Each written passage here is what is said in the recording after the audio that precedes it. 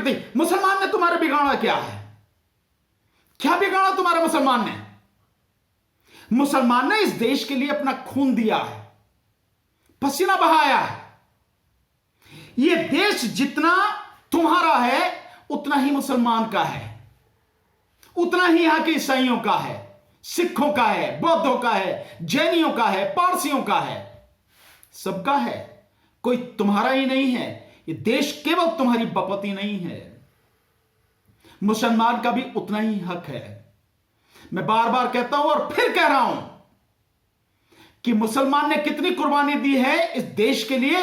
अगर देखना है तो जाके दिल्ली में इंडिया गेट को देखो। उस पर जो उनके इंडिया गेट के पत्थरों पे जो नाम लिखे हैं, तकरीबन 94,000 सारे नाम हैं, उसमें 63,000 तो केवल मुसलमान ही हैं जिन्होंने इस देश के लिए कुर्बानी दी है। और मुसलमान गद्दार नहीं है, गद्दार कोई और है। गद्दार वो है जो इस देश में पुलवामा करवाता है। गद्दार वो है जो इस देश में पहलगाम करवाता है और उसके बाद कोई कार्रवाई नहीं होती है। गद्दार वो है जिसके समय में गलवान हो जाता है। हमारे 20 जवान शहीद हो जाते हैं।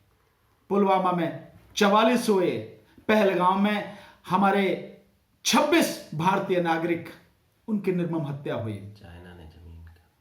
चाइना ने हमारी हजारों किलोमीटर की जमीन कब्जा कर रखी है। वो गद्दार है। वो गद्दार है जो चाइना का नाम लेने से डरता है। वो गद्दार है जो ट्रंप का नाम लेने से डरता है और ट्रंप के द्वारा लगातार देश का अपमान किए जाने पर चुप बैठा है। वो गद्दार है। कौन है गद्दार? मुसलमान तो देशभक्त है। मुसलमान इस देश के लिए लड़ा है, देश के लिए कुर्बानियां मुसलमानों ने दी। और आज जो लोग मुसलमान के प्रति नफरत फैला रहे हैं, उन्होंने कभी कुछ भी देश की आजादी में उनका इतना रत्ती भर भी योगदान नहीं है। रत्ती भर भी योगदान नहीं है। उनके पास कहने के लिए कुछ नहीं है कि भारत की आजादी में उन्होंने क्या योगदान दिया। तो कौन है गद्दार?